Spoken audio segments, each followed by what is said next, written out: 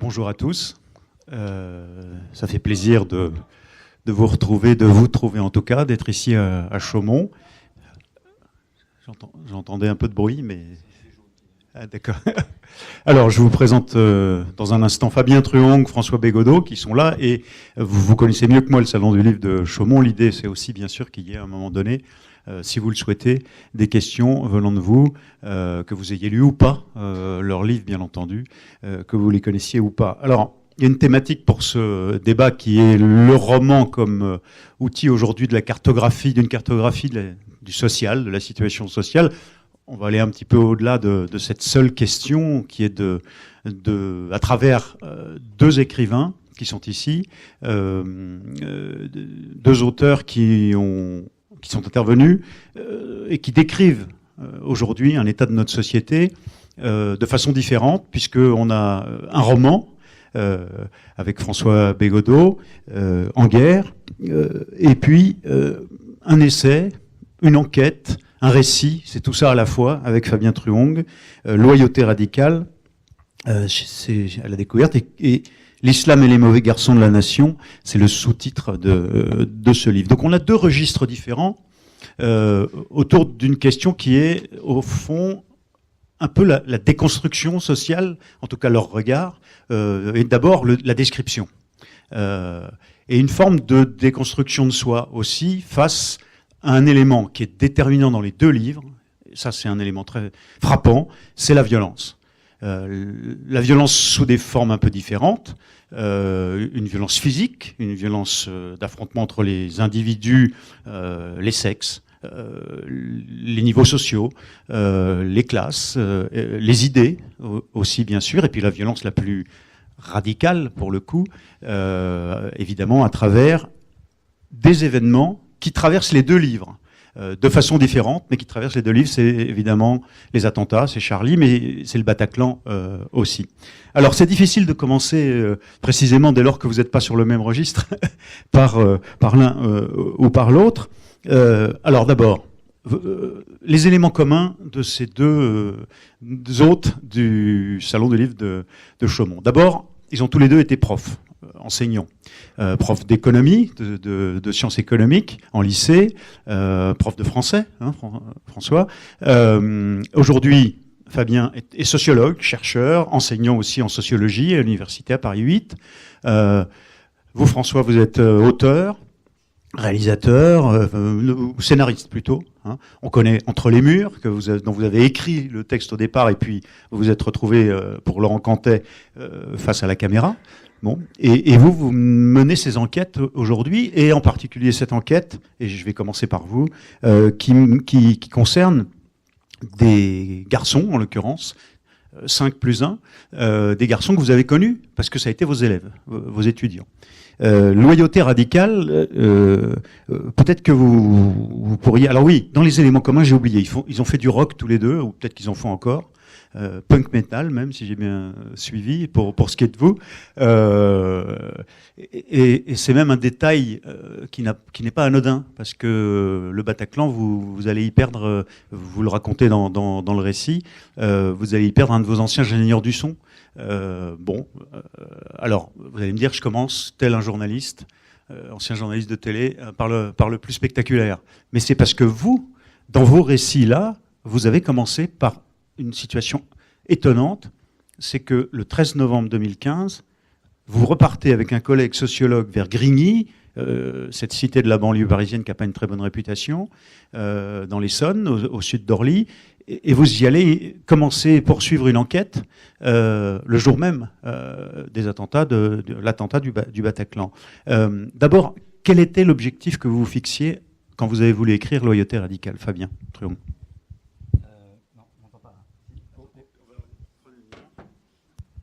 Vous m'entendez? Oui. Bonjour déjà, et merci d'être présent. Alors l'objectif, en fait, quand on fait une enquête sociologique, et moi je fais plutôt des enquêtes ethnographiques, hein, pour être très précis, en fait l'objectif on le sait pas toujours au départ. C'est-à-dire que le chemin de l'enquête aussi, donc moi je fais des enquêtes qui sont longues, c'est-à-dire c'est vraiment le parti pris du temps et du chemin faisant. Donc la première chose, mais c'est aussi pour dire d'où je parle, c'est-à-dire que au départ, et c'est peut-être la différence avec un certain nombre d'essais, vous avez des essais qui sont parfois des essais à thèse où les gens vont dans un endroit et ils ont déjà un objet constitué, ils veulent dire quelque chose. Moi, c'est ce qui m'intéresse en fait dans toutes les enquêtes que je peux mener, c'est de me dire que au fond, je me pose des questions, mais je ne sais pas encore exactement ce que je vais y trouver, parce que justement tout l'intérêt, le plaisir de l'enquête, c'est de cheminer avec des individus, et donc de cheminer longtemps. Donc on parle de chemin de vie qui dure 2, 3, 4, 5 ans, voire plus. 5 ans, pas 5 mois. 5 ans, oui. Et du coup, vous comprendrez que ça, c'est très très important, c'est-à-dire si on s'intéresse à la question du rapport à la violence qu'on peut subir, la violence qu'on peut connaître, si on s'intéresse à la question de la délinquance, et de la délinquance juvénile qui est très présente dans le livre, si on s'intéresse à la question du rapport à la religion, la religiosité, là aussi la question du temps elle est très importante, parce qu'il y a rentrer dans la religion, qui se fait souvent sur le mode du spectacle, mais il y a aussi la durée de l'engagement religieux et qui change. Donc cette focale du temps, elle change. Voilà. Donc j'ai pas répondu à la question en fait. Non, mais c'est intéressant. De pourquoi l'objectif. Mais avant le pourquoi, je pense que c'est très important de dire le comment. Surtout sur des objets qui sont excessivement parlés et qui sont devenus des objets politiques et politisés. La question des quartiers populaires, la question de la jeunesse, la question de l'islam, la question aussi de la violence politique. Et donc, très souvent, quand on parle de ces choses-là, plus que des objets en tant que tels, on parle de son propre rapport personnel à ces choses-là. C'est qu'est-ce que moi je pense de ces choses-là. Alors, oui. Et du coup, je termine, hein, mais le geste de l'enquête, justement, c'est d'abord lutter contre soi, en fait. C'est-à-dire lutter contre ce qu'on pourrait penser à prime abord d'un objet, d'un lieu, de personnes, d'individus, de problèmes, et se donner le temps, en fait, le temps de comprendre et d'apprendre. Alors, je disais que ça pouvait se lire comme un ruan, c'est pas juste un effet de style. Vous démarrez par un récit qui est le 13 novembre, où vous allez à Grigny, puis vous revenez, et vous vivez en direct, et presque à quelques centaines de mètres, vous le racontez bien. Bon, donc on se dit, c'est pas vrai. C'est une fiction, il triche. Non, là, bon. Alors, je reviens à l'objet du livre. Hein, le sujet, c'est loyauté différente, c'est-à-dire ils essaient d'être loyaux à des tas de choses différentes qui, à un moment donné, peut-être les rend fous. J'en sais rien. Certains, en tout cas, l'idée, c'est que vous essayez de nous expliquer, si j'ai bien compris, c'est que face à ces différentes loyautés, ça peut être l'islam, ça peut être la République, ça peut être les parents, ça peut être sa copine, ça peut être, ça explose, ou au contraire, on se dit. Et vous dites, tous ces garçons portent sur eux le poids d'un monde social qui les dépasse, et au fond, c'est ce que vous voulez raconter, c'est ces garçons dans notre société, en nuances, et pas comme nous, les journalistes, on les décrit. Qu'est-ce que vous avez voulu faire avec le loyauté radicale ? Alors voilà, du coup je réponds maintenant à la question avec un temps de retard. L'objet, en fait, peut-être pour le dire vraiment cash, et c'était de traiter vraiment le rapport à la religion et à l'islam de ces fameux mauvais garçons de la nation, c'est-à-dire les garçons de milieux populaires, d'origine immigrée, qui ont eu un parcours chaotique à l'école et qui sont restés longtemps dans des parcours de délinquance. C'est-à-dire que, et ça c'est pas forcément les parcours les plus majoritaires, il faut le dire très clairement chez les garçons de cité, mais voilà, ces fameux garçons qui trempent pendant 5, 6, 7, 8, 9, 10 ans dans la délinquance et la délinquance de rue. Et ça c'est pas du tout anodin, c'est-à-dire que avoir une petite période de délinquance de 1 an, 2 ans, quelques mois, bon, c'est des choses peut-être plus fréquentes, mais vivre et grandir en fait dans cet univers-là, ça fabrique en fait des subjectivités tout à fait particulières. Et on parle beaucoup de ces garçons-là, mais en fait on les entend très peu. Et donc dans ce livre-là, on passe du temps avec eux, et on voit aussi en fait ce que fait, je dirais, dans les subjectivités, dans le cycle de vie, en fait, cette exposition à la violence et aussi le fait de commettre en fait cette violence. Et du coup, c'était de comprendre le rapport à la religion de ces garçons-là. Et pourquoi, en fait, il y a un besoin et un désir d'islam, au fond, chez ces garçons qui ont ce profil-là. Et une fois qu'on pose cette question, de regarder deux chemins possibles, qui sont deux chemins qui existent, c'est en quoi, en fait, ce désir d'islam et cette entrée dans l'islam peut, sous certaines conditions, etc., que j'explique, nourrir un chemin un peu belliqueux et en fait, peut activer un rapport guerrier au monde, mais ce que je montre dans le livre, c'est que c'est un rapport qui est déjà là, en fait, et ça, on en parle beaucoup, mais c'est plutôt les cas statistiquement minoritaires, mais aussi autre chose dont on parle le moins. En quoi l'entrée dans leur religion, avec d'autres facteurs, avec d'autres, évidemment, d'autres le travail, l'amour. Le travail, l'amour, plein d'autres choses qui se combinent peu à peu, en fait, quand on suit le fil de ces vies, peut aussi amener vers une forme de pacification intérieure. Et d'essayer de tenir un petit peu les deux en même temps, ça permet de mieux comprendre tous ces micro-éléments de bascule, parce que j'arrive pas avec une baguette magique, et celui qui arrive avec une baguette magique sur ces phénomènes-là en vous disant « c'est la faute à, il y a en fait, juste tel facteur qui joue, c'est un charlatan, c'est une succession d'éléments et de choses qui se combinent, mais en même temps, et c'est ça mon travail de sociologue, c'est de les décrire et de comprendre comment ils s'agencent entre eux. Donc, et de montrer ces logiques et de conflits de loyauté aussi. Alors, je reviens à vous dans un instant, mais si je voulais que vous décriviez à la fois l'objectif, le travail que vous avez fait comme sociologue, mais en insistant sur cette dimension, non pas romanesque, puisque c'est vrai, mais tout de même qui est folle. Quand on ouvre ce livre, on se dit, mais non, je suis en train de lire une histoire, je suis pas en train de lire la réalité. C'est parce que je veux venir aussi, parce que d'abord je l'ai ressenti comme ça, mais parce que je veux venir aussi au livre de François Bagodeau, qui lui alors nous parle. Alors, en guerre, il y a une référence à l'expression de Manuel Valls, qui était Premier ministre au moment des attentats, mais vous trichez, ou plutôt vous donnez des faux signaux pour essayer de nous emmener là où on pense aller alors qu'on n'y va pas et qu'on va sur une autre forme d'affrontement, pour pas reprendre le mot de guerre, mais d'affrontement qui est un affrontement social, qui est massif, qui est dans l'ensemble de ce que nous sommes tous et de ce que nous vivons, qui s'impose à nous et avec des personnages, puisque là c'est un roman, c'est complètement une fiction, mais qui vivent des choses que nous vivons, d'une certaine manière. Quand je dis nous, c'est facile. Moi, je suis parisien et même si je viens de banlieue parisienne, je suis un bobo. Je suis un journaliste, et j'ai pas vécu la fin de mon usine. C'est ça que je veux vous dire. Parce que ça, vous le racontez dans l'histoire. La seule chose, c'est que pour le style, vous racontez l'histoire de deux personnages. Il y en a d'autres, évidemment, mais deux personnages qui se croisent, qui se rencontrent, qui vont s'aimer alors qu'ils n'auraient pas dû. Enfin, sociologiquement. Il y avait toutes les raisons que ce soit pas le cas. Mais bon, la vie fait que c'est crédible.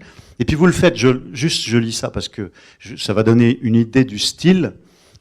Louisa McLuffy, donc un des deux personnages, et Romain Presse, demeurerait-il encore 100 ans dans cette ville que la probabilité qu'ils se croisent, s'avisent et s'entreprennent resterait à peu près nulle, en sorte que si l'une des 87 caméras de surveillance installées en 2004 par les techniciens d'un prestataire privé de la mairie les voit se croiser, s'aviser, s'entreprendre, ce ne sera qu'au prix d'un dérèglement des trajectoires lié à une conjonction hasardeuse de faits nécessaires. C'est clinique, c'est froid, c'est ironique, évidemment. Il y a presque du Houellebecq là-dedans, ou c'est Houellebecq qui fait du Bégodeau, j'en sais rien. Mais oui, plutôt, oui. Oui, c'est ça. Et tout ça pour dire quoi? Vous racontez comment, en fait, le personnage qui m'a le plus touché, c'est pas ces deux-là, c'est le copain de Louisa qui, elle, va le lâcher pour un petit temps, et pour Romain, mais, si j'en dis pas plus, mais qui lui vit la fin de son industrie, enfin de l'usine dans laquelle il travaillait depuis longtemps, et qui, évidemment, c'est ce choc-là, cette violence-là que vous décrivez à ce moment-là. Pourquoi choisir un tel sujet dont on peut se dire, mais bon sang, on a envie de rêver, pas dans un roman, ou en tout cas de toucher à des sentiments, mais de ne pas revivre un quotidien qui, en l'occurrence là, cette angoisse de voir l'activité économique de nos villes dépérir, le revivre dans un bouquin. Pourquoi vous avez choisi ça? Pourquoi ça tout d'un coup? Si on allait sur ce chapitre-là d'une littérature à laquelle on pourrait reprocher de faire redondance par rapport au malheur du monde, ou en tout cas par rapport à ce qui peut être vécu douloureusement dans le monde, alors dans ce cas-là, c'est 95% de la grande littérature qu'il faut zapper, quoi. Donc là-dessus, je remballe la question. Non, je me permettrai pas, c'est pas ce que je voulais dire, mais pourquoi Primo Levi écrit Si c'est un homme, quoi. On pourrait dire, il y a eu les camps nazis, on pourrait peut-être en sortir. Merci Primo d'avoir raconté ça, quoi. Et si bien. Donc après, il y a une phrase à un moment que dans le livre, je ne citerai pas textuellement, mais qui est une conviction, pour aller dans votre sens, pour répondre quand même à ce point-là, qui est que je crois que la littérature, ou l'art en général, peut nous permettre de jouir du pire. Et je crois qu'il y a un truc très troublant finalement dans ces objets esthétiques, si vous voulez. C'est-à-dire que vous pouvez regarder un film de guerre, sans être forcément fasciné par la guerre, mais vous pouvez de toute façon jubiler de voir à quel point la guerre est dégueulasse. C'est ça l'art, c'est ça la drôle d'alchimie de l'art. C'est-à-dire que, vous voyez, du grand art ou du petit art, je ne suis pas en train de me situer. Donc, moi, si vous voulez, quand j'écris un truc comme ça, mon idée, c'est de capter quelque chose du réel social français, avec tout ce que ça comporte de douloureux, d'âpre, de violent. Mais en même temps, moi, je ne me flagelle pas en l'écrivant. Je jubile un peu en l'écrivant. Et j'espère bien que ça ne sera pas une torture pour mes lecteurs non plus. Donc, il y a un drôle de truc là-dessus. Je finis sur ce truc qui n'est pas vraiment le sujet du jour, mais c'est quand même important de le rappeler. Après, quelle était votre question déjà ? Oui, Non, alors, moi, c'est vrai que si vous voulez, j'avais envie de faire un livre qui capterait comme ça quelque chose de l'ordre du réel social.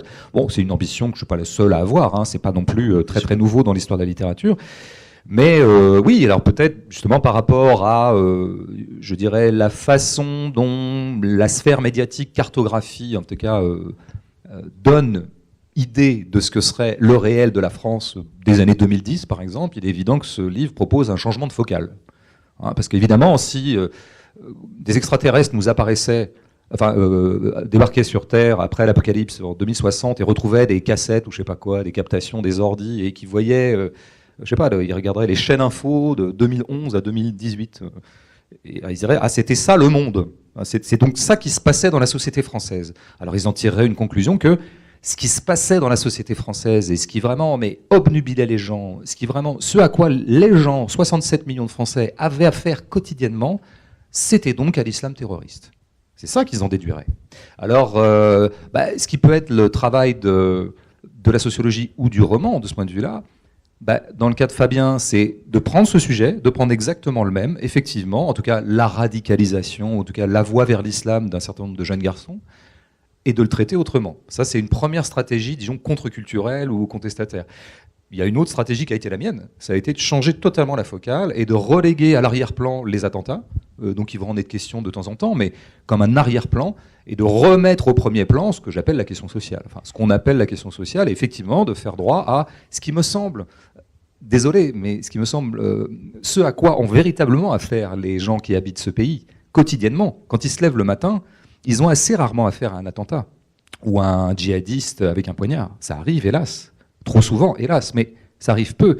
Ils ont quand même plutôt affaire à tiens, il faut que je fasse 60 bornes pour aller sur mon lieu de travail et il faut que je paye l'essence qui est surtaxée, par exemple. Ou alors, ils ont affaire à un RER bondé, puis après, ils ont affaire à un manager chiant. Et puis ma Louisa McLoufie, elle, il faut qu'elle aille à l'entrepôt Amazon où elle bosse, ce pourquoi d'ailleurs il lui a fallu acheter une bagnole, donc s'endetter. Et puis après, une fois qu'elle se retrouve dans cet entrepôt, essayer de lutter contre le mal de pied, le mal de dos, contre la pression managériale, contre la robotisation de son travail. C'est ça que j'avais envie de raconter, effectivement, dans ce livre. Tiens, vous voulez pas nous lire cette scène-là ? Mais avec plaisir. Vous allez voir. Surtout que ça m'a l'air d'être une très très bonne scène. Écoute, je la découvre en même temps que vous et je sens que c'est du bon.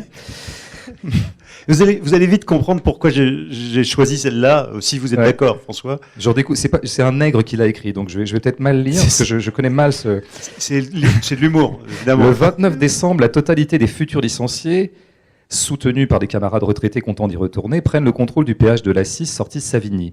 Par conviction ou par peur, 70% des automobilistes bloqués affichent leur solidarité. D'autres klaxonnent leur impatience. Que des gens perdent un travail, c'est triste, mais eux aimeraient bien garder le leur et ne pas offrir à leur boss l'aubaine de déduire leur minute de retard du prochain salaire. Ouais, mais si on est tous ensemble, ils oseront pas. Mais on n'est pas tous ensemble. On bloque pour qu'on le soit. Ouais, mais si vous me bloquez, je suis contre vous. Mais les patrons rigolent pendant ce temps. Ouais, c'est comme ça.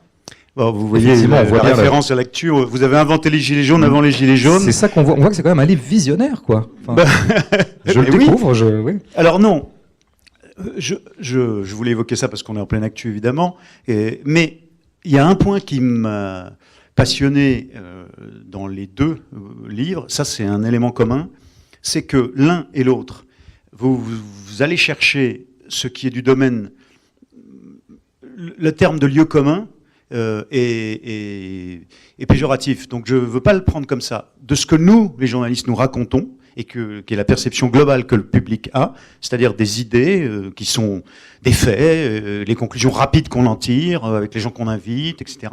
Donc des idées reçues, et vous dynamitez de l'intérieur complètement, vous parce que vous nous dites on n'est pas en guerre avec les attentats tous les jours, et vous allez sur un autre terrain, et vous parce que vous essayez de montrer ce qu'il y a d'humain dans des jeunes qui auraient pu, parce que les 5 là ne sont pas devenus djihadistes stricto sensu, mais auraient pu basculer.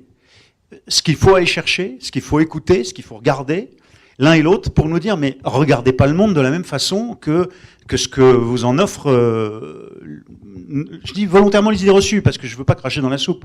J'ai fait de l'actu pendant des années, et je pense qu'on n'a pas le temps, les moyens de faire toujours beaucoup mieux. Bon, mais c'est pas le sujet, le débat c'est pas les médias. Mais là, vous avez, ce qu'effraie dans vos deux bouquins, c'est qu'on est complètement à l'opposé de ce qu'on pourrait attendre au départ.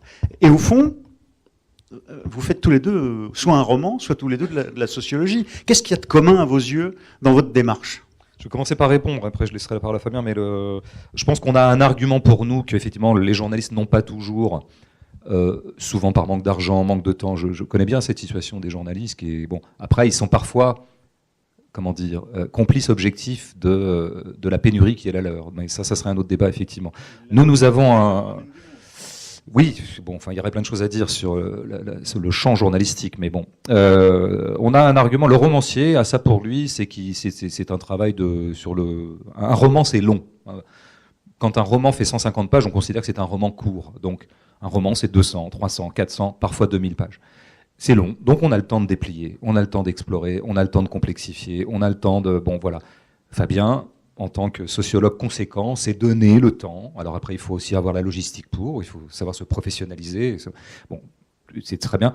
Et il s'est donné le temps pour vraiment ressaisir des vies dans leur déploiement long, dans leur complexité, parce que tout est complexe. Je crois que moi, ce qui m'a passionné dans le livre de Fabien, qui effectivement peut parfois, on va dire, se lire comme un roman, mais c'est un peu un cliché, donc on va essayer de dire quelque chose de plus complexe que ça. Non, mais c'est moi aussi un cliché qui m'a traversé l'esprit quand je l'ai lu, parce que je me suis dit, mais finalement, quelle est la valeur ajoutée du romancier par rapport à un livre aussi fort sur ses personnages, sur la captation de vie, la captation existentielle que propose le livre de Fabien. Et je pense qu'il y a un point commun fondamental, très profond entre la démarche de Fabien et la mienne dans ce livre-là, c'est de chercher les causes. Alors, ça paraît con comme ça, mais de chercher les causes et de s'interroger sur ce que c'est qu'une cause. C'est-à-dire que son livre a vraiment une très très forte... Je lui disais hier que c'était un livre conceptuellement très très fort, par-delà le fait qu'il est très vivant, mais il permet beaucoup de s'interroger sur, au bout du compte, ce qui est pour moi la seule grande question philosophique, littéraire, sociologique, c'est comment se fait-il que ce qui advient, advient ?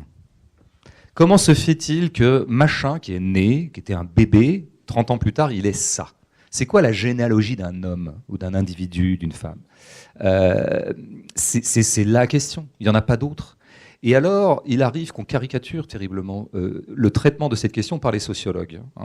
Manuel Valls a été particulièrement grotesque sur cette question-là, en caricaturant le travail des sociologues, en disant que expliquer c'est excuser, blablabla. La façon dont on caricaturait les sociologues et tous ceux qui veulent essayer de chercher des causes, et là je m'associe à cette démarche, c'est en gros de dire, les sociologues c'est des mecs qui nous racontent sont tous de gauche, donc déjà, voilà, les mecs sont complètement désuets. Il serait temps qu'ils se mettent à l'heure libérale. Et deuxièmement, ils nous expliquent en fait, les terroristes en fait c'est des mecs qui en fait ils sont pauvres, donc ils sont malheureux, c'est de la faute de la société, et c'est pour ça qu'ils sont devenus terroristes. Voilà.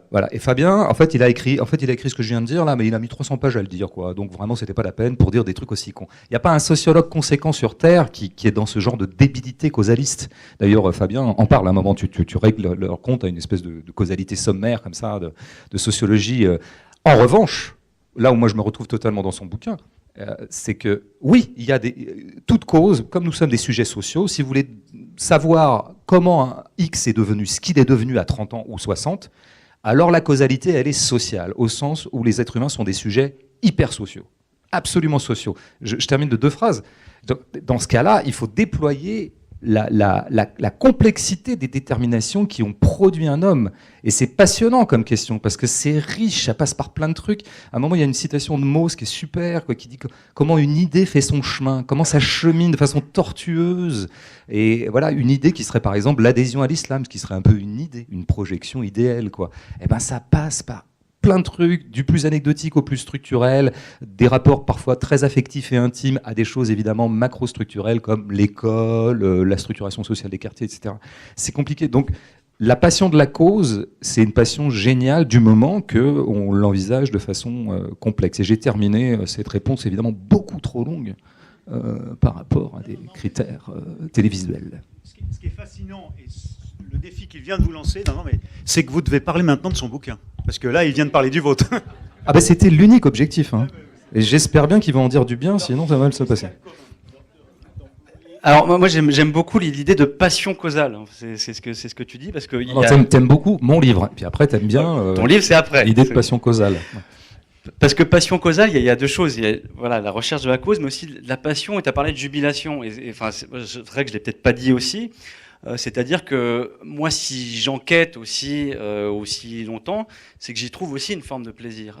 Et quand je dis ça, c'est important parce que le plaisir et le désir, quand on s'engage dans des travaux qui sont longs, et on a parlé du temps, et la question de la lenteur, c'est vraiment fondamental. Et c'est vrai que quand on pense sociologie, on pense pas toujours à cette dimension-là. Donc voilà, juste maintenant sur ton livre, que j'ai aussi beaucoup aimé. Alors c'est vrai que, mais je vais peut-être insister du coup parce que tu as insisté sur l'homologie, ce qui faisait cause commune. Alors du coup, je vais peut-être insister sur qu'est-ce qui est très différent et du coup peut-être ce que permet aussi la littérature, parce qu'il y a un certain luxe qu'il y a dans la littérature que je n'ai pas forcément. Et ce qui est assez intéressant, c'est quoi le luxe? Quel luxe? Le luxe, c'est qu'en fait, on a cette cause commune, mais fondamentalement, le point de départ, c'est qu'on est obligé d'avoir des stratégies différentes. Et c'est vraiment la nature de notre métier et de notre approche du réel. C'est-à-dire que si je prends mon cas, désolé, j'arrive à toi, mais c'est pour la beauté de la comparaison. Moi, en tant que sociologue, quelque part, je ne peux pas vraiment tricher avec le réel. C'est-à-dire que ce qui est attendu du sociologue, c'est d'observer des situations, d'en rendre compte, de montrer leur complexité, de montrer aussi que on se pose toujours la question de est-ce qu'on observe, est-ce que c'est vraiment ce qui se passe, est-ce que ce qui me dit ça s'est vraiment passé, etc. Mais une partie du boulot, c'est de faire avec le réel. Donc moi je suis pris par ce qui se passe ou ce qui se passe pas, et du coup pour pouvoir le déployer le plus longtemps possible, il faut que je me donne, plus j'observe longtemps, plus j'ai affaire à un réel complexe, nuancé, mais je suis pris par lui. Et d'une certaine manière, c'est peut-être ce qui fait dire que ça se lit comme un roman, c'est que plus je suis pris par ce réel, plus je m'écarte du sociologisme, en fait, de ce que tu disais sur c'est-à-dire parce que on découvre la complexité. Moins vous êtes froid. Oui, parce qu'on découvre. Moi, en fait, ce livre, pour moi, c'est un livre sur la fabrique sociale de l'intimité. Je pense que c'est. Et donc, du coup, le sujet, c'est l'intimité, mais de regarder cette fabrique sociale. Et par exemple, il y a 2 personnages j'utilise volontairement du coup maintenant le terme de personnage, qui sont dans le livre, qui sont Amédi Koulibaly et Adama. Adama étant le meilleur copain de Amédi Koulibaly. Bon, j'explique pas comment je travaille sur Amédi Koulibaly, mais il y a une présence sur le terrain qui fait que vous n'avez pas connu. Que j'ai pas connu, mais en fait les autres oui. Voilà, en fait, je fais une ethnographie post-mortem de Amédi Koulibaly, c'est-à-dire je retrace son parcours et son parcours d'avant au travers d'une cinquantaine de personnes qui ont été très très proches de lui. Et du coup, je fais un peu un travail un peu romanesque là pour le coup de reconstruction. Mais ce qui est intéressant, c'est cette comparaison entre ce meilleur copain qui a pris un autre chemin, qui devient travailleur social, etc., mais qui célèbre quand même malgré tout son amitié. Et qu'est-ce que ça nous dit ?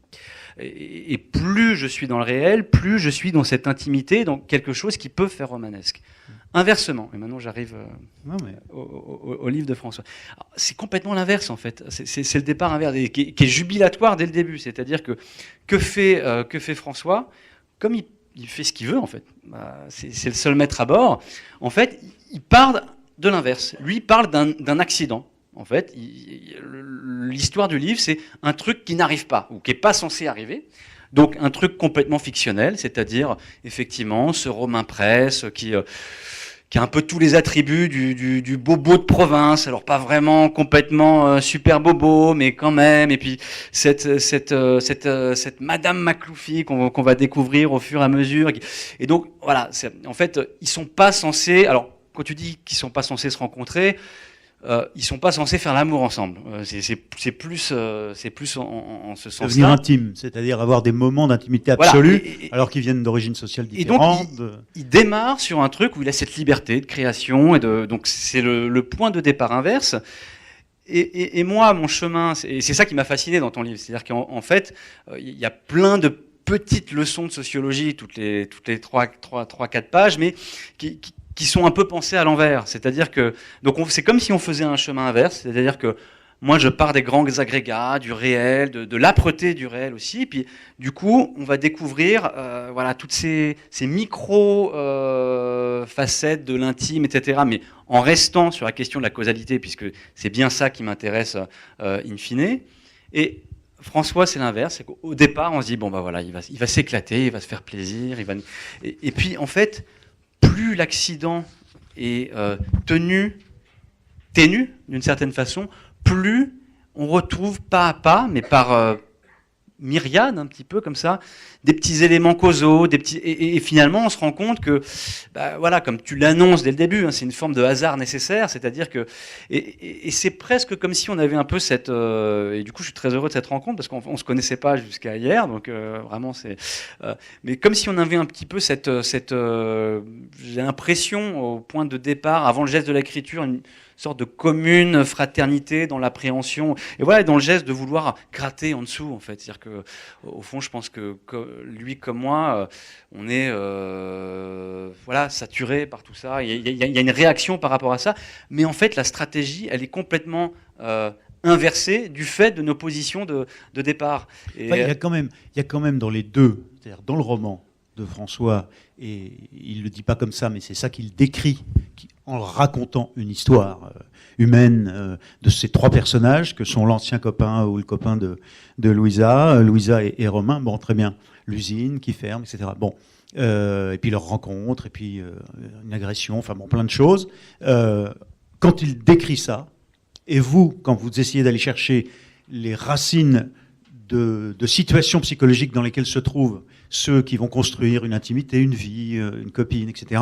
Dans les deux cas, il y a au fond, la formule n'existe pas exactement comme ça dans votre livre, mais c'est pareil, un modèle de société en train de tanguer, une histoire collective qui est la nôtre, tous, hein, que vous essayez de décrire. Alors, avec quand même un truc, c'est que vous citez, parce que vous, il y a des tentatives, évidemment, plus que des tentatives, c'est un essai aussi, il y a de la théorie, il y a une analyse, vous dites à un moment donné, voilà, comment il faut essayer.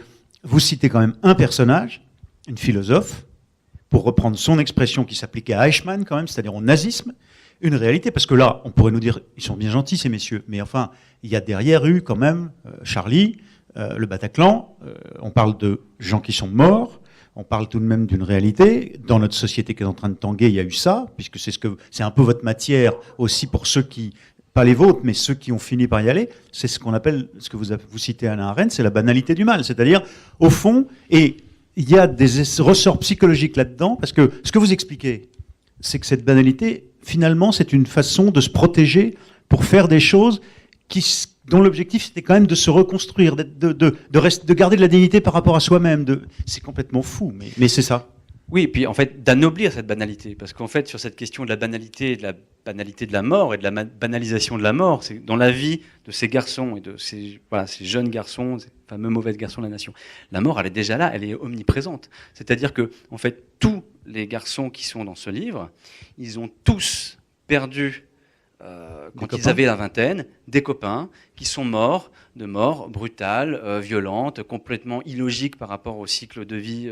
Voilà. Soit règlement de compte, soit face aux flics, voilà. Soit djihad. Et donc du coup, toute cette histoire de sublimation de la mort, mais elle s'ancre sur quelque chose qui est déjà là. Et je montre quand même aussi dans le livre que par rapport à cette question-là, il y a une vraie question, qui est une question éducative, pédagogique et politique, etc. C'est que cette banalisation de la mort et cette mort qui est omniprésente, elle n'est absolument pas travaillée. Et donc se pose en fait dans tout le livre... Dans la société, vous voulez dire qu'on travaille pas ça, on n'essaye pas... Ou même pas dans la société, parce que dans la société, c'est un peu un grand mot, mais dans le rapport, par exemple, entre adultes et enfants, adolescents ou jeunes. En fait, c'est la question du deuil. Et on voit très bien que, par exemple, ces garçons-là ont beaucoup de mal, en fait, à faire un travail de deuil. Et quand on comprend ça, on comprend aussi que l'entrée dans la religion et le besoin et le désir de religion, il répond aussi... c'est pas qu'une question idéologique, mais il y a aussi des questions métaphysiques derrière les questions religieuses. Et la religion, elle offre beaucoup de choses par rapport à ça, du symbole, des réponses, etc. Alors partielles, évidemment, mais elle s'ancre bien sur, une réalité sociale et une régularité qui devrait d'ailleurs quand même politiquement nous interroger. Parce que, j'arrêterai là-dessus, mais... maintenant, on commence à s'interroger, et avec effroi, et à raison. Comme tu l'as rappelé, moi j'ai perdu un copain, un pote au Bataclan, donc je rigole pas avec ces choses-là. Mais c'est vrai que maintenant, on commence à se poser des questions quand, j'y vais avec plein de guillemets de rigueur, mais ces jeunes tuent d'autres personnes dont on peut penser que la vie est peut-être plus importante ou plus digne. Mais je veux dire, tant que ces garçons s'entretuent entre eux, franchement, politiquement, on s'en fout, quoi. On s'en fout parce qu'ils ne votent pas, parce que pour plein de raisons, mais il y a une longue histoire de ça. Et moi, je reviens sur cette longue histoire de la banalisation de la mort, du crime, etc. Et il est évident que tout ça, ça laisse quand même des traces dans la subjectivité. Et d'ailleurs, je repasse le micro, mais dans le livre de François, justement, c'est aussi un livre sur la mort, de ce point de vue-là. Et comme ça, peut-être que ça fait une transition. Oui, mais justement, mais c'est parce que la transition que j'allais faire est la suivante. Je voudrais un peu vous provoquer, mais avec sincérité. C'est-à-dire que, au fond, vous avez quand même tous les deux une posture qui, moi, c'est pas qu'elle mérite, mais qui me gêne un peu parce que je suis journaliste et parce que je trouve que, justement, on commence par dire les choses. Puis vous dites, au fond, dans notre société aujourd'hui, ce travail que vous avez fait, vous, d'expliquer, pour essayer de mettre de la finesse, autre chose que du binaire, eh ben, on le fait pas. Ou on le ferait pas assez. Eh ben, mais en quoi c'est vrai? S'il y a une société dans le monde, je ne suis pas franco-centriste, mais je voyage beaucoup depuis 50 ans, s'il y a une société où les gens, où partout il y a des librairies, où partout il y a des livres, où partout où il y a des gens qui pensent, où partout on explique les choses, c'est bien la société française. C'est quand même une des sociétés où vous avez le droit d'écrire ce que vous écrivez, vous avez le droit de faire les enquêtes et il y a tous ces romans. Donc s'il y a une société où on explique, c'est bien. Moi, je ne sais pas ce que Fabien dit, moi je me sens pas concerné par cette interpellation. Non, mais je veux dire au sens où je ne crois pas avoir dit où que ce soit que en France on fait pas ce travail-là alors qu'ailleurs on le ferait. C'est pas ça l'idée. C'est qu'est-ce que dit le discours majoritaire. Voilà. Qu'est-ce que dit le discours majoritaire? Le discours majoritaire ne fait pas ce travail. Le discours majoritaire n'est pas sérieux. Le discours majoritaire commet des fautes intellectuelles majeures qui nous induisent en erreur et qui sont lourdes de conséquences. Le discours majoritaire, mais moi je ne crois pas que ce soit nouveau. Je pense que le majoritaire est toujours bête. C'est bien pour ça que je viens d'une culture minoritaire et que j'y resterai.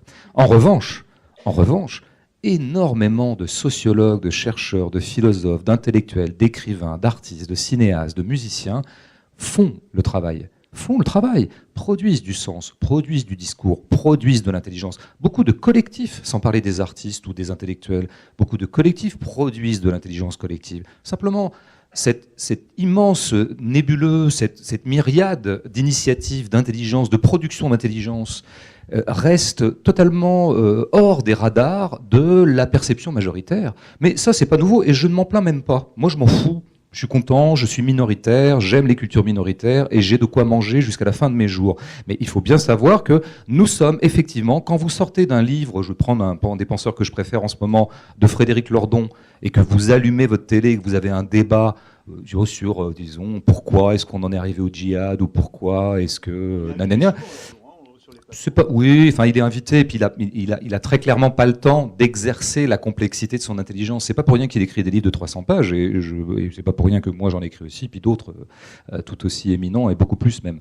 Non, je veux dire, donc, oui, nous sommes consternés, sortant, disons, de ce bain d'intelligence que peut être, voilà, certains livres, certaines productions collectives, etc., de voir la bêtise du débat public et du débat majoritaire, la bêtise de la scène électorale, la bêtise de la scène politicienne, l'immense bêtise de tous ces lieux. Je pense que c'est ça qu'il faut mesurer.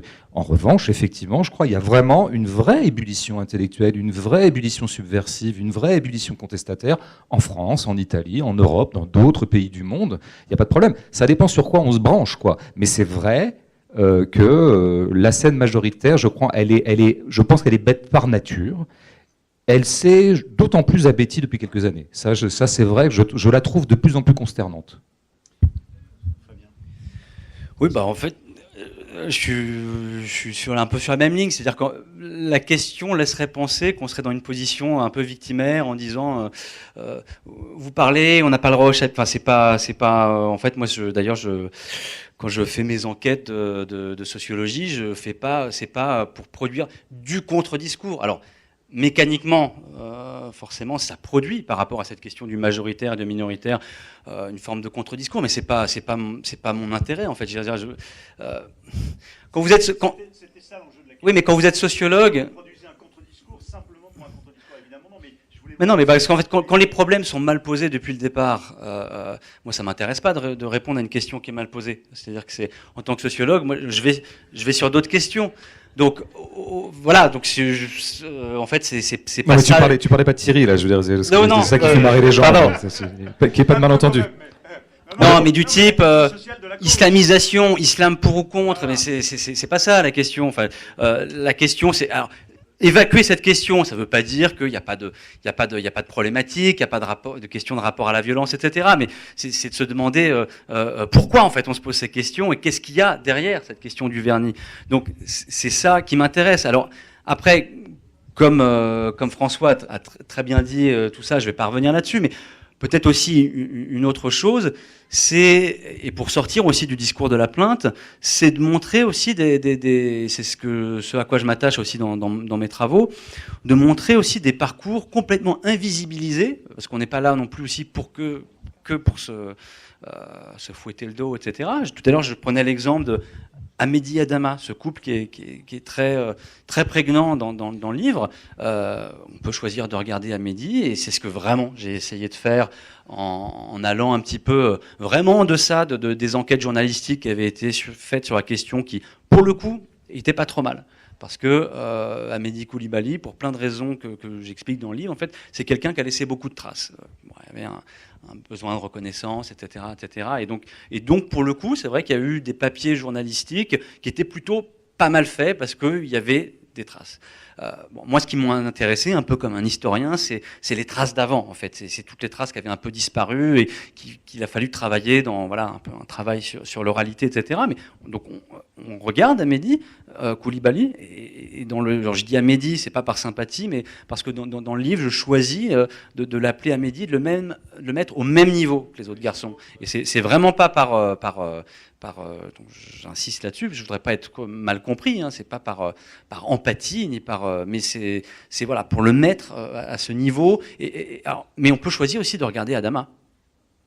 Et Adama, c'est quelqu'un qui passe par les mêmes parcours de violence, par les mêmes galères entre guillemets, au même moment, qui a peu ou prou les mêmes déterminismes. Ils ont un an d'écart, issus de familles maliennes, etc. Donc, si on faisait du sociologisme. Et c'est ça le problème du sociologisme. Et d'ailleurs, je ne pense pas qu'on puisse dire la littérature et la sociologie.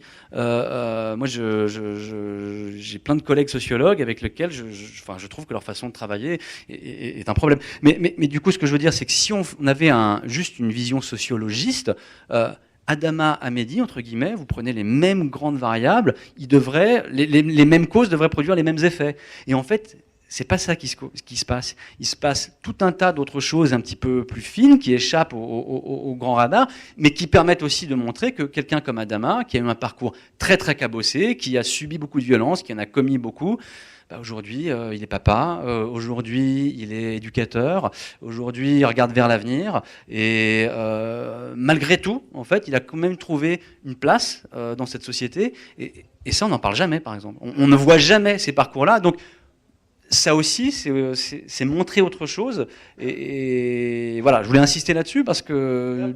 À propos de montrer autre chose, est-ce que vous acceptez de nous lire au moins quelques lignes de ce moment de Marie? Parce que je trouve que la façon dont vous racontez... Enfin bref, j'avais pensé à cet échange que vous avez avec Marie et son compagnon, qui est musulman, lui, et qui est converti, elle. À partir de là, parce qu'il y a 3-4 échanges, non? Ça vous embête? Non, mais est-ce que François aurait envie de le lire? Ouais, bah je te trouvais... Voilà. Il est bon lecteur, hein, ça c'est sûr. Alors, on va lui donner le micro. Et après, il faut que tu fasses Marie, il faut que tu nous fasses vivre Marie. Ça serait d'où à où, pardon? Ça commençait là, parce que vous allez voir pourquoi ça ramène à la religion. C'est-à-dire que au fond, un autre usage de la religion que l'image qu'on en a. C'est du dialogue. C'est une ancienne chrétienne. Allez-y. D'accord. Je découvre, enfin j'ai lu, mais je le redécouvre. Là. Marie, quand j'étais chrétienne, j'allais au catéchisme, mais dans la vie de tous les jours, il n'y avait pas de comportement à avoir. Alors que là, c'est très prenant, c'est des gestes du quotidien.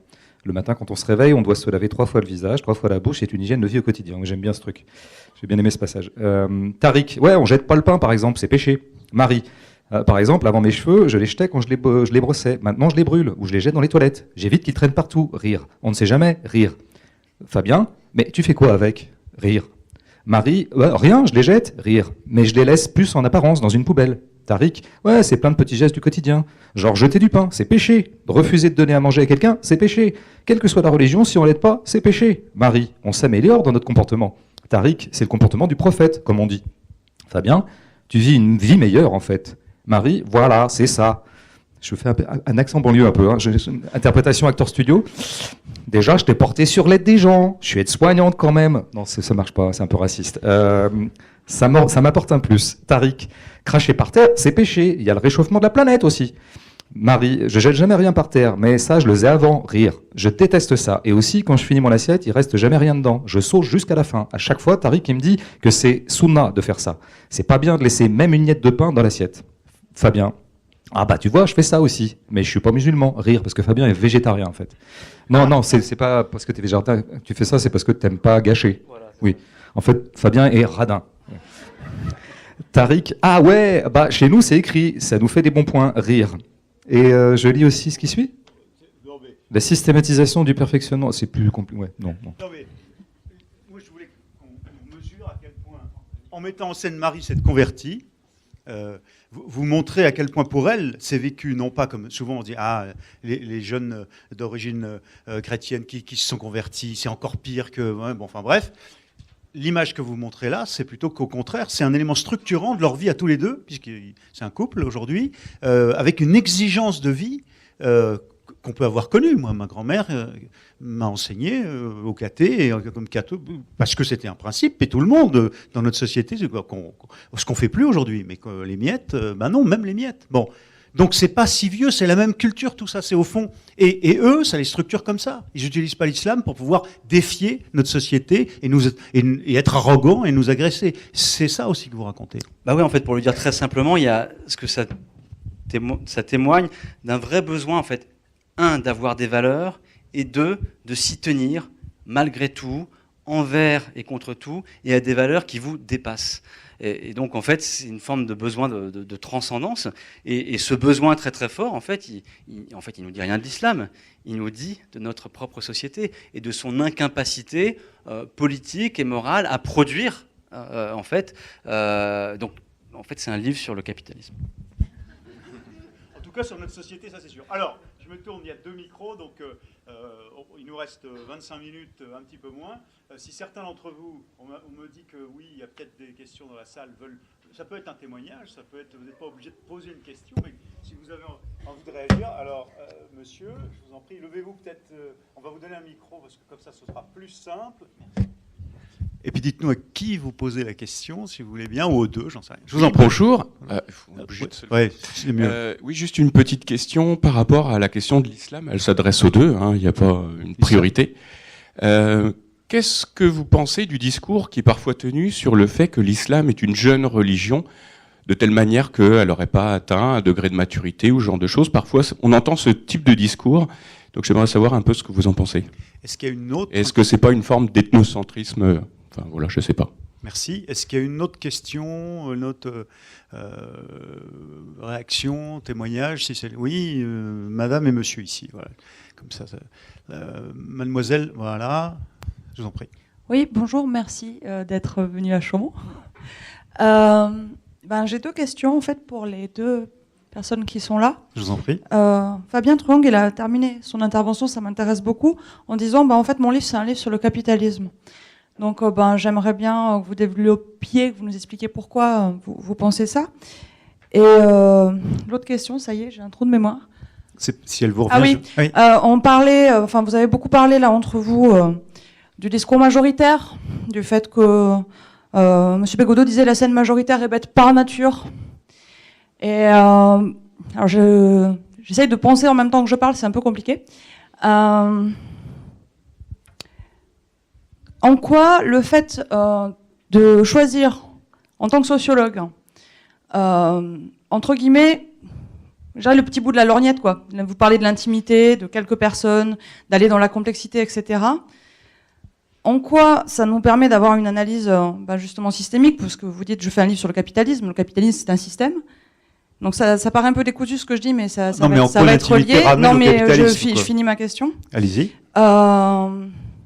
Et l'autre chose, par rapport à la scène majoritaire, c'était très intéressant quand vous disiez, si on regarde les infos là depuis les 10 dernières années, qu'on fait un mix, on a l'impression que le problème c'est l'islam.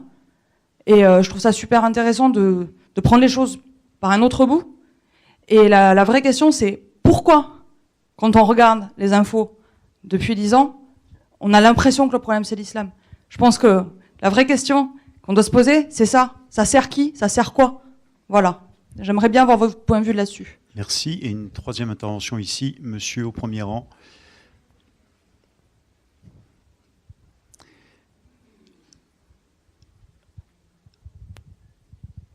Oui, merci. C'est pas vraiment une question, c'est plutôt une remarque sur le malentendu entre la politique et la littérature. Vous savez comme moi que pratiquement tous les discours politiques commencent par la même phrase. Ce que veulent les Français, c'est. Et on nous dit ce que veulent les Français. Ce que pensent les Français, c'est. Donc on a une classe politique d'un côté qui nous dit ce que nous pensons, et de l'autre côté des scénaristes ou des écrivains, je mets dans le même panel, si on peut dire, les scénaristes de séries par exemple, ou les feuilletonistes, ou les écrivains qui s'intéressent au social. Non pas parce que ça ferait vendre, parce que c'est pas le cas. Pour les séries peut-être un peu. Mais le paradoxe me paraît être le suivant. Nous sommes représentés par des gens qui ne nous connaissent pas. Par contre, les gens qui écrivent à partir de la question sociale, qui font de la question sociale un des beaux-arts, ou qui regardent le social comme un terrain fertile pour la pensée, et non pas comme un problème à gérer, ceux-là nous apprennent beaucoup plus sur l'état du monde que les plateformes politiques. Donc c'est juste une remarque pour essayer de signaler ce hiatus très important qui font que très souvent les politiques nous disent par exemple qu'ils n'ont plus le temps de lire. C'est super grave, puisqu'il faudrait qu'ils arrêtent de faire de la politique ou des meetings pour juste prendre le temps de lire, et ça irait peut-être un peu mieux. Alors, on va récupérer le micro pour François aussi. Non, vous êtes tous les deux avec le micro, puisque vous avez la parole. Sur le dernier truc, moi je pense que quand les politiques disent qu'ils n'ont pas le temps de lire, d'abord quand on a très envie de lire, on se donne le temps, toujours, hein, pour toute chose d'ailleurs, même si on est pressurisé et tout ça. Puis ils n'ont qu'à faire moins de réunions débiles, ils auront plus de temps. Non mais vraiment, ouais. ça va quoi. Et puis c'est peut-être aussi parce qu'en fait ils ont jamais trop lu. Par ailleurs, je suis pas complètement convaincu que moi j'attends pas des politiques forcément qui lisent des livres. Ils ont des yeux et des oreilles, comme disait un personnage de Kafka c'est un personnage un peu innocent qui rencontre un anarchiste dans un livre de Kafka qui s'appelle America, qui est moins connu. Et cet anarchiste lui parle un peu de politique, de son analyse, des rapports de classe. Et l'innocent dit mais moi je connais rien à la politique. Il lui répond t'as des yeux et des oreilles. Donc déjà que les politiques se servent de leurs yeux et de leurs oreilles. Effectivement, si en plus ils peuvent relayer cette acuité des yeux et des oreilles en utilisant les yeux et les oreilles des artistes, des intellectuels ou d'autres gens, tant mieux. Mais je pense qu'ils ont des yeux et des oreilles, qu'ils les utilisent. Puis par ailleurs, je ne crois pas non plus que ce soit toujours une histoire de savoir, cette affaire d'être au courant de... Quand on dit que le macronisme est déconnecté des gens, c'est pas ça le sujet. À la rigueur, Macron est pas plus déconnecté que moi au réel des gens de Chaumont. En revanche, je m'y intéresse un peu. Et par ailleurs, pour tout un tas de raisons biographiques tordues, je me sens plus proche des intérêts des classes populaires que des intérêts de la classe dominante. Macron, son problème, c'est pas qu'il connaît pas les classes populaires, c'est qu'il sert les intérêts de la classe dominante et qu'il sait très très bien ce qu'il fait. Donc c'est pas une question de savoir. Il faut arrêter avec ces choses-là. Après, je voudrais répondre à Madame, je sais pas comment. Je vous appelais Camille, comme on fait à Notre-Dame-des-Landes. Bon, ils s'appellent tous Camille pour que ce soit. Non, mais voilà. Alors oui, je pense qu'en fait vous connaissez la réponse, bien sûr. Pourquoi est-ce que la question sociale est évacuée dans les grands médias et dans la scène majoritaire ? Parce que les grands médias et la scène majoritaire est contrôlée, activée, très largement habitée et investie par des gens qui sont quand même globalement issus de la classe bourgeoise, ou quand ils n'en sont pas issus, sans bourgeoise en étant de cette classe-là, et donc, je veux dire, pensent le réel à partir de leurs intérêts de classe ou de leur perception de classe, où effectivement ils ont tout intérêt à évacuer la question sociale au profit de questions identitaires et culturelles. Après, ils sont les premiers à déplorer que le Front National monte, etc. Donc ils sont, ce que Bossuet disait en gros, ils déplorent les effets de ce dont ils chérissent les causes. Bon, on connaît bien cette affaire-là. Mais après, sur la littérature, ce que vous disiez m'intéresse beaucoup, bien sûr, parce qu'en tant que... Comment dire ? Qu'est-ce que peut apporter un roman à ce qu'on pourrait appeler l'analyse systémique, comme vous le disiez ? Mais je crois effectivement que le roman n'est pas le lieu de l'analyse systémique. Je crois que pour l'analyse systémique, nous avons de la sociologie, de l'anthropologie, de la philosophie, des productions politiques qui sont très intéressantes et qui font le tour. On a Le Monde diplomatique à lire tous les mois, enfin, je veux dire, qui fait le travail, ou d'autres parutions de cet ordre-là. Moi, quand je me mets en position roman, je me mets en position justement à aller chercher dans le micro, justement. Ce que peut être l'espace du roman ou de la sociologie telle que pratiquée par Fabien, c'est d'aller justement dans des choses plus individuelles. Comment, en gros, le système s'incarne dans les corps. Et comment parfois il y a des hiatus qui se créent entre le système et les corps. Je vais prendre un exemple dans mon roman En guerre. Il y a un personnage qui s'appelle Louisa, qui est une prolétaire. Vraiment une prolétaire contemporaine, on peut le dire. J'ai essayé d'être très précis et de me documenter sur ce que pourrait être une prolétaire type en France des années 2010. Il se trouve que Louisa, quand elle parle, quand elle produit du sens, notamment auprès de son compagnon Cristiano, qui est lui ouvrier un peu plus à l'ancienne, c'est une petite libérale sur pattes.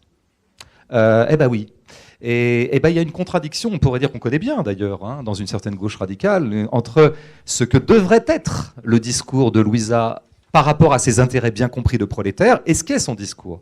Donc on connaît bien ce hiatus, et moi je voulais aller travailler là-dedans. Je voulais dire comment se fait-il que Louisa, ayant la situation dans laquelle elle est, qui devrait en faire une espèce de marxiste absolue, en fait, au bout du compte, elle développe une espèce de petite philosophie un peu à deux balles, libérale individualiste. Voilà, c'est ça. C'est-à-dire que je pense qu'aussi le roman travaille un petit peu dans la finesse, voilà, c'est pour ça que je l'aime bien, et il travaille aussi là où ça coince. Et c'est très intéressant. Et je trouve qu'il y a un très beau texte de Nathalie Quintane qui dit « Pourquoi l'extrême gauche ne dit plus de romans ?»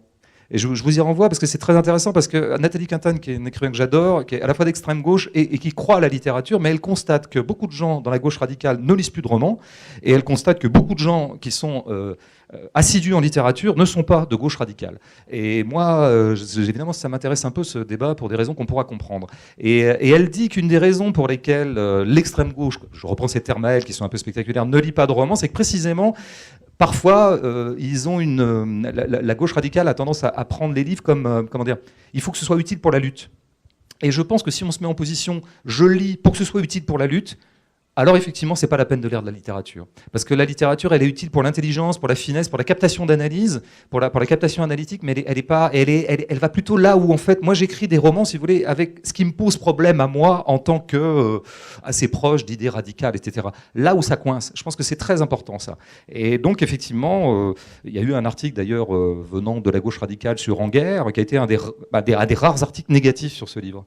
Ce qui est très étonnant. C'est-à-dire qu'en fait, on est toujours un peu trahi par les siens. Et ben oui, parce que en fait, cette chercheuse, qui est visiblement très proche de la constellation radicale, me reprochait de ne pas avoir fait un livre de militant. Parce que elle me disait, mais c'est marrant, Bégodeau, il signe des pétitions, il est aux côtés de François Ruffin, il était à Nuit debout, il était dans la loi travail, et là, il nous fait un livre qui n'est pas une espèce de truc comme ça, allez, on a tous raison et c'est cool, et on va faire la révolution.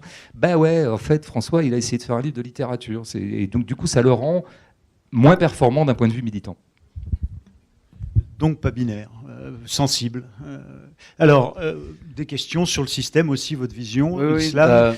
Commencez par l'intimité, en quoi ça ramène à une interrogation systémique du système.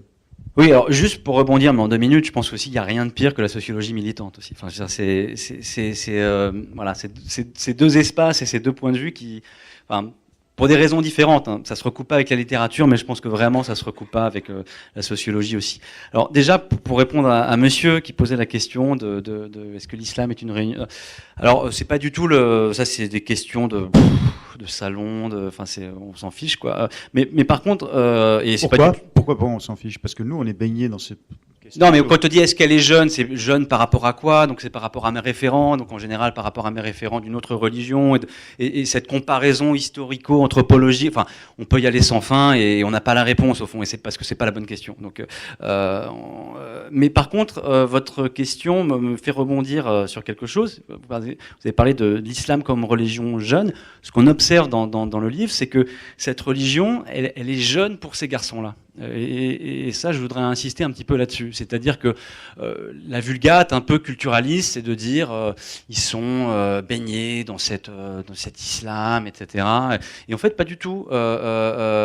Justement, et ces garçons, notamment les garçons qui ont un long trajet de délinquance, ils ont cette conscience très très forte, mais vraiment très très forte. Et plus le temps dure dans la délinquance que ce qu'ils font en fait, c'est péché, c'est haram, c'est mal. En fait, je montre à quel point il y a une haine de soi, en fait, quand on est délinquant et qui nourrit la haine des autres, etc. Tout ça, ça marche ensemble. Mais il y a vraiment cette idée que, en fait, on n'est pas dans la religion. Il y a très peu de pratiques religieuses. En fait, le moment où d'un seul coup on veut aller vers la religion et qu'il y a un moment de conversion. Alors moi je parle de conversion et justement au sens plutôt sociologique et pas au sens culturaliste, hein, parce que la vulgate c'est de dire il y a les convertis et les non convertis. En fait, c'est Obélix et Astérix. C'est-à-dire, en gros, il y a une différence. Obélix, il est tombé dedans quand il était petit, donc il a un autre rapport à la force et à la peau. En fait, je montre très très bien que pour les enfants de parents musulmans, entre guillemets,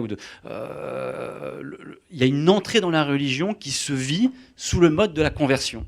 Parce que déjà, même s'ils épousent la religion musulmane, c'est pas du tout la même religion que leurs parents.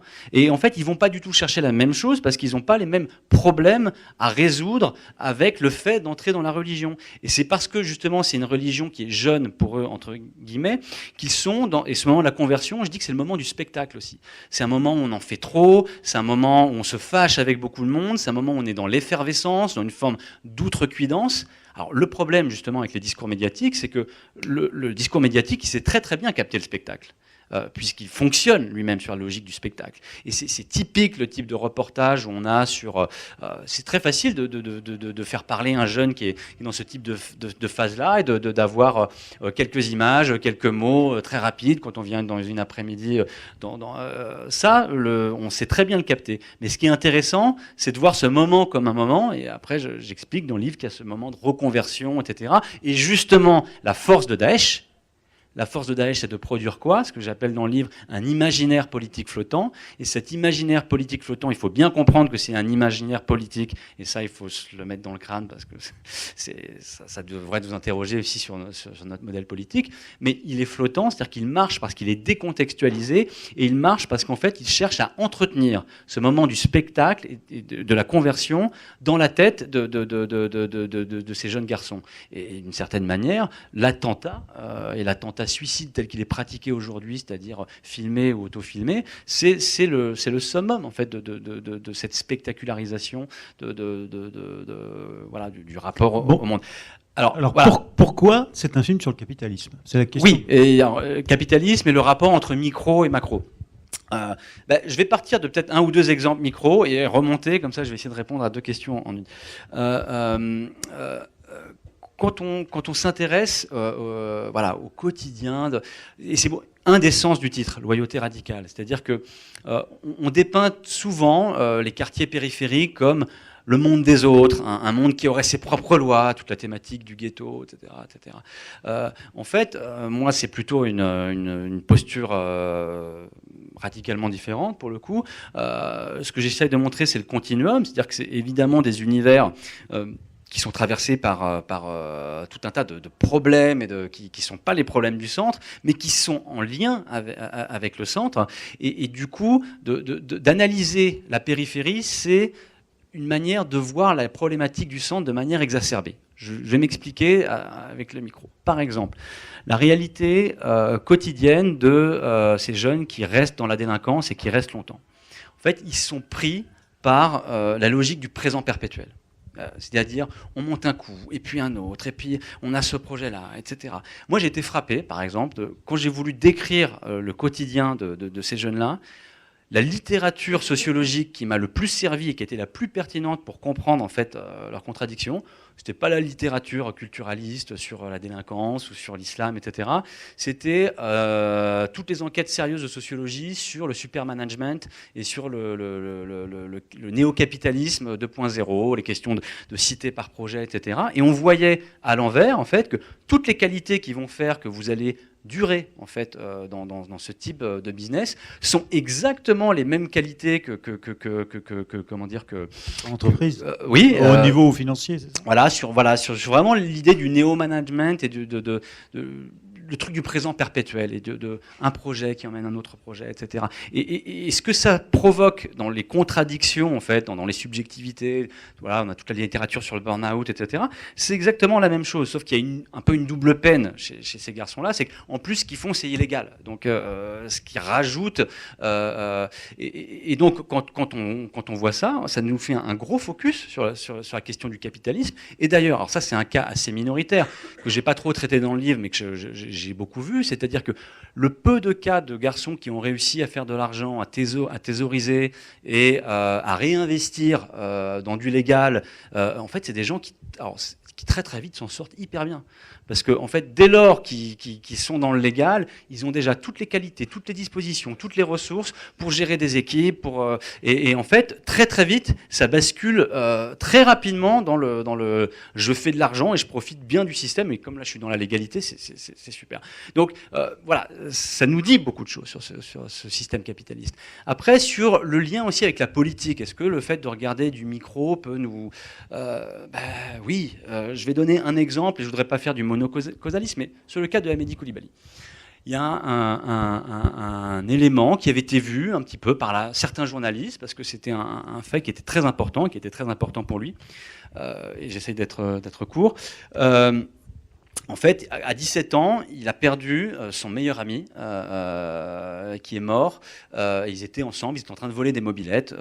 Et puis, comme ça se passe souvent dans ce cas, un dimanche matin dans les quartiers, la police arrive, il y a un jeune policier, stagiaire, qui le coup part. Et en fait, il tue son meilleur copain qui s'appelle Ali. Il le tue de 3 balles dans le ventre. Hamedi Coulibaly, donc ils sont tous les deux dans la camionnette. Hamedi Coulibaly voit son pote mourir sous ses yeux. Il reste 2 heures avec le corps, avec les policiers. Bon, je vous passe. Événement traumatique. Alors, la presse avait ressorti ce truc en disant événement traumatique qui a pu nourrir la haine de la police, etc. etc. évidemment, je veux dire, on peut tout à fait comprendre qu'est-ce que ça peut vous faire d'avoir perdu votre meilleur copain quand vous avez 17 ans, etc. Ça, c'est ce que dit l'enquête journalistique, est-ce qu'on peut regarder comme ça.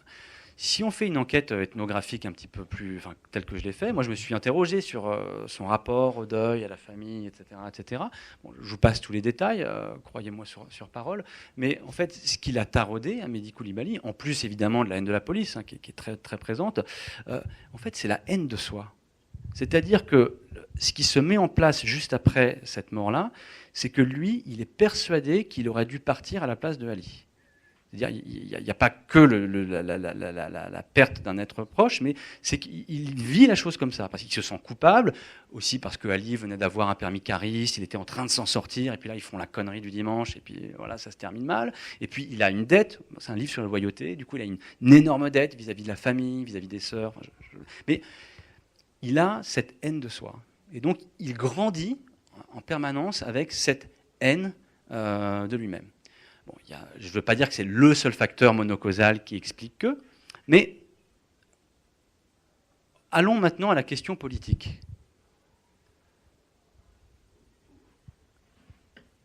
Vous avez un événement qui se passe comme ça, c'est dramatique, etc. Mais il y a une question politique. Enfin, en tant que société, on devrait pouvoir faire des choses là-dessus. Par exemple, sans faire de révolution, pourquoi à ce moment-là, dans le quartier, il n'y a pas eu de cellule psychologique ? Je pose cette question-là parce que, vous voyez, je ne suis pas dans un truc de révolutionnaire, mais il y a certains endroits où quand vous avez un drame avec des adolescents, on met en place, on considère qu'il s'est passé un événement traumatique et que c'est du devoir des adultes de devoir traiter cette question-là. Et le système ne l'a pas traité à l'époque. Oui, mais ce que je veux dire, c'est que c'est à chaque fois qu'il y a des morts dans les quartiers. Et pourquoi, en fait alors, ben oui, bien sûr, mais c'est une question politique aussi. Mais là, je reste sur la politique opérationnelle, juste sans faire de... Je suis d'accord. Mais c'est pas excluant, on est d'accord. Mais là, je voulais juste rester... Parce que peut-être que parfois, parce qu'il y avait une question aussi sur, voilà, qu'est-ce qu'on fait, qu'est-ce que ça peut nous apporter aussi de ce type. Ce qui va se passer, Fabien, pardon, c'est que il y a des horaires maintenant qu'il faut qu'on respecte parce qu'il y a d'autres débats derrière, il y a d'autres auteurs, et puis il y a surtout ce moment. Et je dis ça parce que du coup, vous pourrez peut-être continuer à poursuivre cette conversation avec Fabien Truong, puisque François Bégodeau et Fabien Truong vont aller dédicacer maintenant leur livre. À quel endroit exactement ? Au rez-de-chaussée de la médiathèque. Je voudrais, mesdames et messieurs, qu'on les remercie pour leur présence.